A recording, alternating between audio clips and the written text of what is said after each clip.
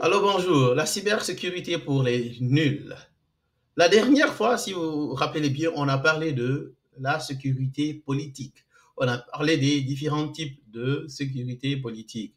On a parlé de systèmes spécifiques politiques, issues spécifiques politiques, on a parlé des régulations, on a parlé de acceptable use policy, on a parlé des différents types de politiques qu'on peut implémenter dans une entreprise.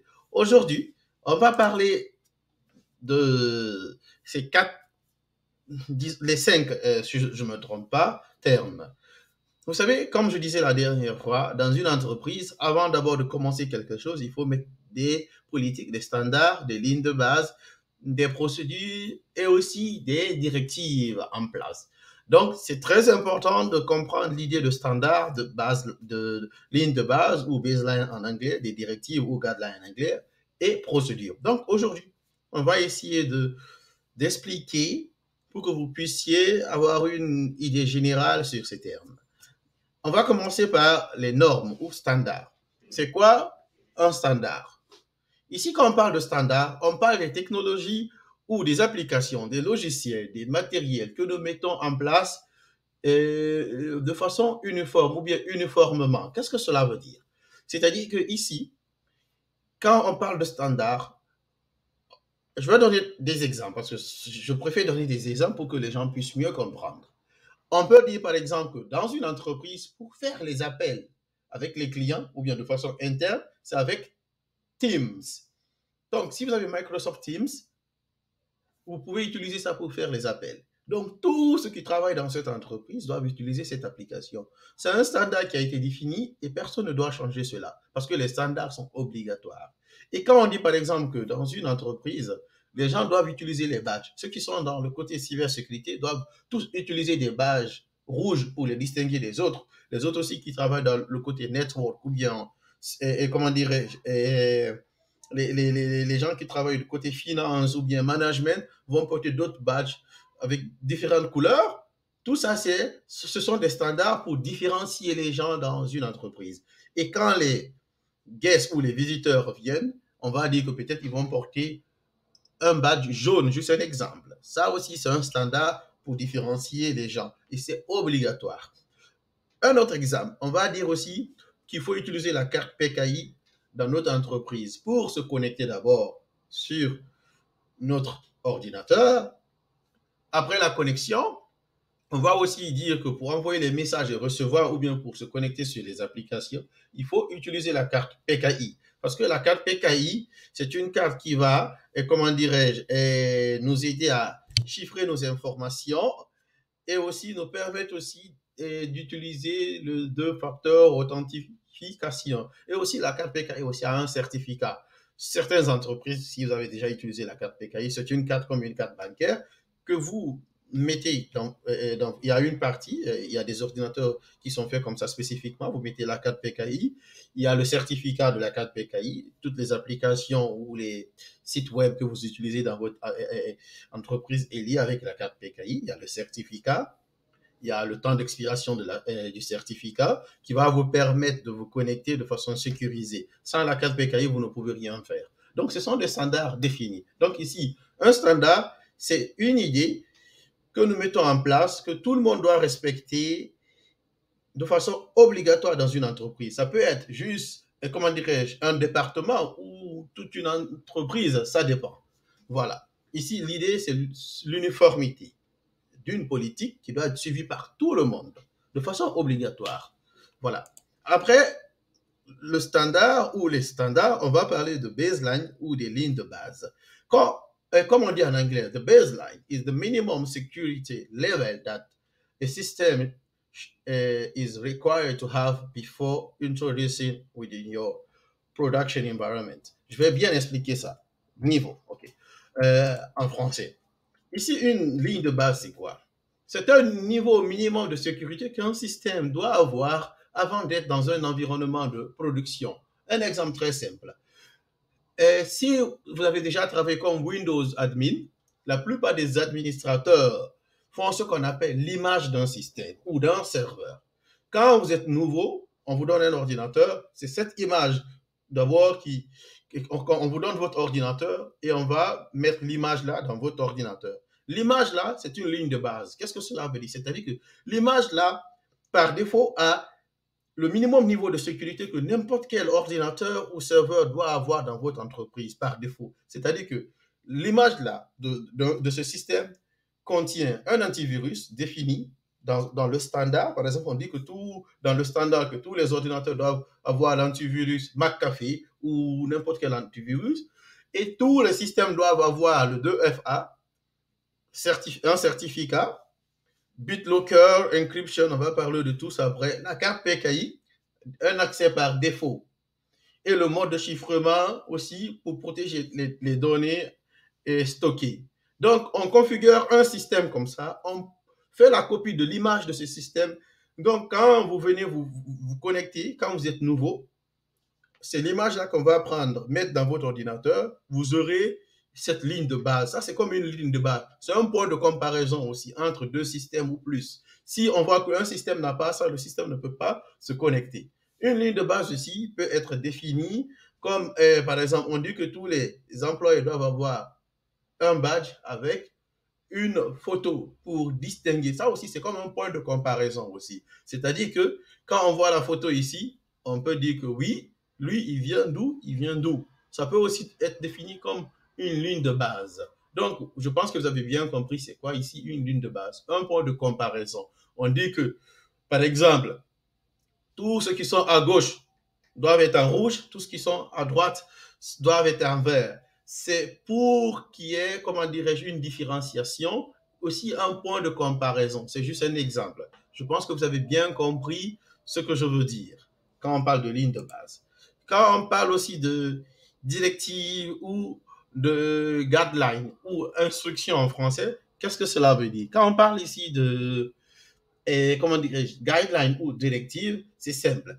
Ce sont des recommandations que nous mettons en place pour renforcer les normes et les baselines ou bien les lignes de base. Dans une entreprise, les instructions ou les directives ou les guidelines ne sont pas obligatoires parce que ce sont des idées que nous mettons en place pour renforcer les standards définis ou les lignes de base. Juste un exemple. Quand on dit par exemple dans une entreprise qu'il faut protéger les informations stockées avec le chiffrement ou l'algorithme AES.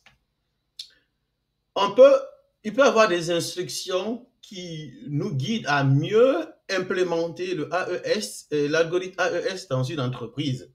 Mais on n'est pas obligé de suivre cette instruction. Mais cette instruction va aussi nous aider d'atteindre notre objectif, de renforcer ce standard que nous avons mis en place. Donc ici, c'est quelque chose que nous détenons dans une entreprise. On a un document ici comme instruction pour nous aider à renforcer une norme ou des normes ou des lignes de base.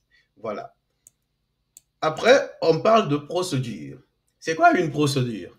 Je pense que chacun parle souvent, il y a des procédures à suivre, des procédures à suivre. Qu'est-ce que cela veut dire? Comme on dit en anglais, the procedures are the step-by-step that we follow to achieve our objective or implement something. Qu'est-ce que cela veut dire en français? Quand on parle de procédure, ce sont des explications détaillées ou de façon étape à étape que nous mettons en place pour, par exemple, installer une application ou faire une demande pour avoir un téléphone dans une entreprise. Il faut d'abord demander son manager. Vous l'envoyez un message, il donne son accord. Peut-être vous envoyez à l'équipe de HR. HR aussi dit oui. Après, vous envoyez à l'équipe de Internal IT qui va donner son accord aussi et vous allez avoir le téléphone. Donc, il y a des procédures à suivre. Pour installer une application, par exemple, Microsoft Teams, juste un exemple, on va vous dire, OK, il faut aller dans la base de données où se trouvent les applications dans votre entreprise. Cliquez sur ça, il y a un document, tout est expliqué. Quand vous cliquez sur ça, allez cliquer sur oui. Après oui, cliquez sur, comment dirais-je, lisez. Après, cliquez sur accepter, ainsi de suite, ainsi de suite. Donc, vous suivez ces inscriptions-là jusqu'à la fin. Vous pouvez installer cette application sans problème. Donc, ça, ce sont des procédures. On appelle ça une procédure. C'est-à-dire que nous expliquons quelque chose de façon détaillée du début jusqu'à la fin, comment avoir cela ou comment implémenter quelque chose. C'est ça qu'on appelle les procédures. Voilà. OK. Maintenant, pour tout récapituler ou détailler. Dans la vidéo précédente, on avait parlé de sécurité politique. Maintenant, on a parlé de standards, des normes, on a parlé de guidelines, de procédures, on a parlé de lignes de base. On va donner un exemple pour mieux comprendre cela. Dans une entreprise, comme je vous avais dit dans la vidéo précédente, quand on parlait de politique, on a dit qu'une politique, c'est une déclaration. Par exemple, on dit qu'on veut protéger les données. Dans cette déclaration, maintenant, on va dire pourquoi on veut protéger notre idée. On va dans ce document mettre le rôle et la responsabilité, comment dirais-je, et pourquoi on veut lier à la protection des données, quelles sont les équipes qui vont protéger ces informations, leur rôle et responsabilités. On va tout définir. On va définir aussi les termes qui vont rentrer dans la protection des données dans ce document. Maintenant, un exemple, on dit sécurité politique, protéger les données dans une entreprise. On va mettre un standard en place. Ici, le standard, ici, c'est quoi? C'est mettre une technologie en place qui va nous protéger et qui va nous aider à protéger les données et qui sera obligatoire pour toutes les données dans notre entreprise. Un exemple, on dit qu'il faut chiffrer avec l'algorithme AES les informations, comment dire, qui sont stockées, et si les informations sont en transit, il faut le TLS. Par exemple, il y a la version aujourd'hui 1.2, je pense qu'il y a la dernière version aussi qui est sortie. Donc, on va définir un standard comme ça, et c'est obligatoire. Il faut ça forcément. Et maintenant, ici, les instructions ou les guidelines, c'est quoi? On va aussi dire que on va donner des instructions ou recommandations pour mieux implémenter ce standard ou cette norme qu'on a mis en place. Par exemple, on dit que, on va ici dire dans notre guideline, c'est-à-dire, on va dire ici, et pour mieux protéger ces informations, il faut le AES et le TLS. Et comment implémenter le AES et le TLS? Il y a une documentation aussi qui peut nous guider à implémenter le AES et le TLS dans notre entreprise. Donc ça, c'est des guides, c'est des directives, en fait. Ici, la procédure ici maintenant, c'est quoi? C'est l'explication détaillée sur comment implémenter le AES et le TLS. C'est-à-dire que si vous voulez protéger vos données, chaque ordinateur doit avoir le AES et le TLS, et cette explication détaillée de comment implémenter ou configurer le AES et le TLS sera dans la procédure. Comment dirais-je, télécharger s'il faut, qu'est-ce qu'il faut cliquer, comment configurer, tout ça sera détaillé de A à Z dans les procédures que nous allons mettre en place. Après ça, maintenant, il y a ce qu'on appelle les baselines. Ici, une ligne de base, comme je vous ai expliqué. Ici, ça sera quoi? Après la configuration, le document obtenu, maintenant, va devenir pour nous une ligne de base. C'est-à-dire que, vous allez mieux comprendre ce que je veux dire. Si vous voulez protéger les données dans un système ici, c'est quoi? Il faut obligatoirement avoir le AES et le TLS. Il y a des instructions pour faire ça. Il y a une procédure pour faire ça. Nous allons configurer tout ça dans un système. Et ce système-là, qui répond à notre politique qui est ici protéger les données, on a configuré un système pour répondre à cette politique. Donc, on a atteint notre objectif. On veut que la même chose soit maintenant dans tous les systèmes de notre entreprise. Donc, c'est la ligne de base que nous allons prendre. On va prendre l'image de ce système maintenant. Quand il y a un autre système maintenant, pour que cette politique protéger les données soit respectée dans tous les systèmes ou serveurs, l'image là, quand il y a un autre système ou un serveur, on va juste déployer l'image là dans ce système. Donc ça, c'est un exemple pour vous, pour mieux comprendre c'est quoi une politique, c'est quoi un standard, c'est quoi des guidelines ou bien les procédures ou les lignes de base. Voilà, c'était tout pour aujourd'hui, la cybersécurité pour les nuls. N'hésitez pas de poser vos questions dans les commentaires, aussi de vous abonner sur nos pages. Merci, à bientôt.